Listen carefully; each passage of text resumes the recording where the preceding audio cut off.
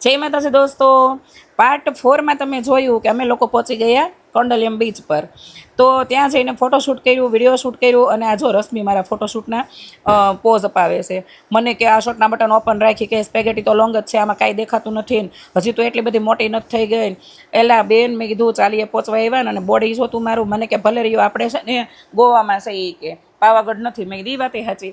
એટલે અમે થોડુંક ફોટોશૂટ કરીને પાછા શર્ટના બટન બંધ કરીને હાલતા થયા, કારણ કે એ આપણને ન ફાવે. પણ આ ફેશનના ફંદામાં મારી બેન જ શીખવાડ્યા કરે છે, ઓપન એર રાખજે ને, આ શર્ટ પહેરજે ને, ઓલા કપડાં પહેરજે.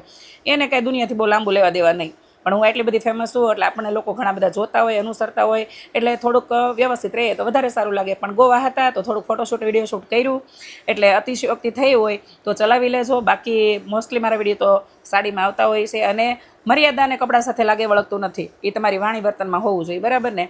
તો ફોટોશૂટ વિડીયો શૂટ કરીને અડધા ફડધા પલ્લી ગયા હતા અમે દરિયાના પાણીથી. અને પછી ચાલતા ચાલતા અમે હોટલ જતા હતા, કારણ કે દરિયાના કિનારા પર જ અમે હોટલ રાખી હતી. 500-700 મીટર જ હતી, કિલોમીટર એ નહોતી પૂરી દૂર. તો રસ્તામાં રશ્મિ કહે છે હાલ મને કેન્ડી લઈ દે. ત્યાં જઈને પાછી કહે કે મારો પોપટી કલરનો શર્ટ છે ને, તો પોપટી કલરની જ કેન્ડી, પેરોટ નહીં હો.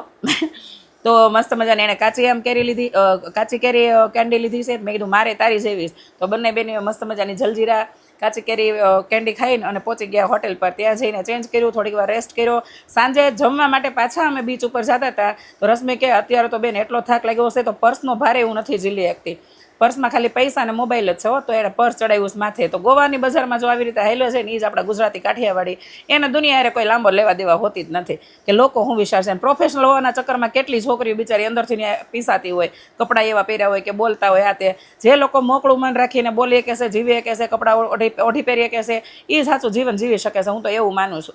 તો વાતુના ગપાટા મારતા મારતા અમે બધા પહોંચી ગયા બીચ ઉપર રાતનું ડિનર કરવા. તો બધા ભૂખાત્યા હતા, કારણ કે આખો દિવસ બધા રખડ્યા હતા, નાસ્તા બાસ્તા જેવું બધું કર્યું હતું. બપોરે કોઈ વ્યવસ્થિત જેમાં નહોતા, તો સાંજે તૂટી પડ્યા, કારણ કે 2 પ્લેટ બધી વસ્તુનો ઓર્ડર આપી દીધો છે. મંચુરિયન ને ફ્રાઈડ રાઈસ ને દાલ ખીચડો અને પાસ્તા, અને કોઈ કોલ્ડ્રિંક મંગાવ્યા, અને ધબધબાટી જમવાનું શરૂ કરી દીધું. અને મસ્ત મજાના ફૂલ પેટ જમી લીધું છે. તો તમે જોઈ શકો છો કે ગોવાના બધા બીચ ઉપર નાઇટ વ્યૂ આવો જ હોય છે. ઘણા લોકો ડાન્સ કરતા હતા, ઘણા લોકો ફોટોશૂટ વિડીયો શૂટ કરાવતા હતા. કપલ લોકો જે હનીમૂન ઉપર આવ્યા હતા એ પોતાની મસ્તીમાં હતા. એ જોઈને અમારા લગ્નના દિવસ યાદ આવી ગયા કે લગ્ન વખતે અમે તો ક્યાંય નથી ગયા, પણ પાછળનું જીવન ભગવાને કહે ને કે બેલેન્સિંગ કરી દીધું. અત્યારે ફરી રહ્યા છે. તો મજા આવી ગઈ ને અમે બધા જો બેઠા બેઠા ગપાટા માર્યા.